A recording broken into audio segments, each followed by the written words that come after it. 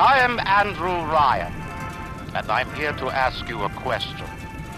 Is a man not entitled to the sweat of his brow? No, says the man in Washington, it belongs to the poor. No, says the man in the Vatican, it belongs to God. No, says the man in Moscow, it belongs to everyone. I rejected those answers. Instead, I chose something different. I chose the impossible. I chose rapture. Hey, this is Charles Onyett, here to review Bioshock, Irrational's first-person shooter for PC and Xbox 360, although now they're called 2K Boston in Australia. But regardless of what their name is, they've made an incredible game here. The story follows Andrew Ryan, someone who withdrew from the world and basically created the city of Rapture underwater and brought with him all the scientists and artists and creative people he could find so that they were free to follow whatever, professional interests they had. Ken Levine said the game was based largely on Atlas Shrugged, which was Ayn Rand's last novel, and such influence shows pretty strongly in the game's characters. But I think there's also some parallels to be made with Dostoevsky's Crime and Punishment.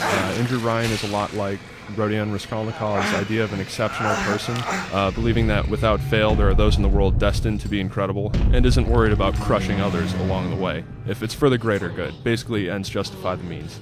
The fact that you can even make these kind of allusions to literature and not just, pop fiction like something like Da Vinci Code. How a proper breadth of reading preparation can actually allow you to more fully appreciate the game experience is a huge asset in Bioshock, something that hardly any developer or publisher wants to take a chance on.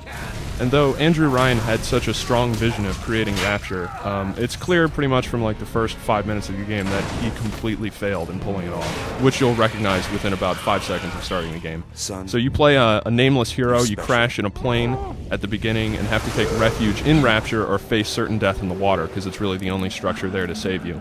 The action immediately grabs you by the nostrils and never really lets go. This game's sense of atmosphere, of immersion, of creeping terror juxtaposed with snippets of humor, and really creates a dynamic, unnervingly believable, and cohesive game world for me. You really get the sense that this place could actually exist, as well as its inhabitants. So like in System Shock 2, story sequences take place with characters giving voiceovers while you're still playing, so they let the action continue while the story unfolds.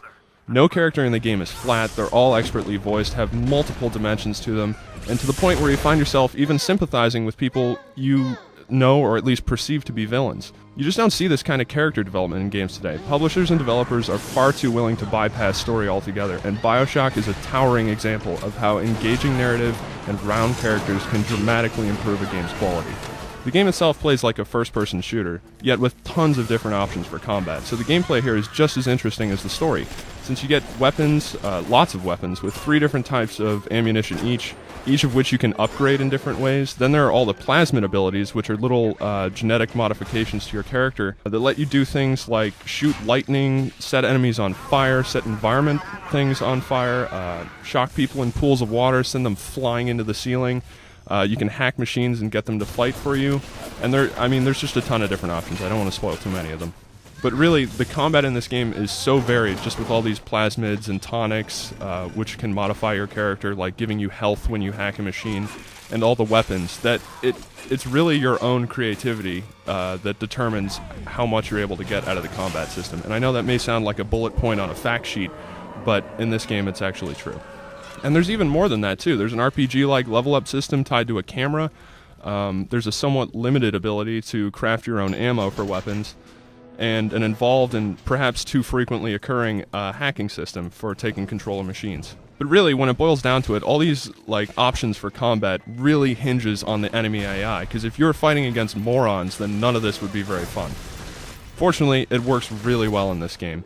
Enemies respond to your behavior-modifying plasmids, have interesting attack patterns, and are generally pretty challenging, assuming you've set the difficulty to hard. Big Daddy fights, which you'll have to engage in frequently throughout the game to upgrade your character, are some of the most intense battles we've ever encountered. These guys are extremely powerful foes. They can knock you out with only a few hits, and they're the perfect target to sort of use all the different weapon and plasmid combinations that you have available.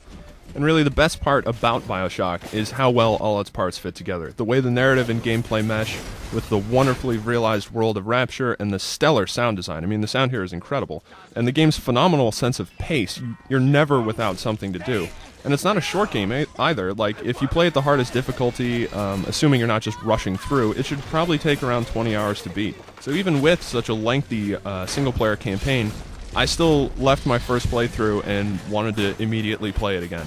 So I think that's a pretty good sign as to how good this game actually is, because there's so many things to do during the gameplay that even once you know the whole storyline, you still want to go through and just check out what other things you can do with all the plasmids and weapons. So basically what I'm trying to say with all this blabbing is just go buy the game. You will enjoy yourself.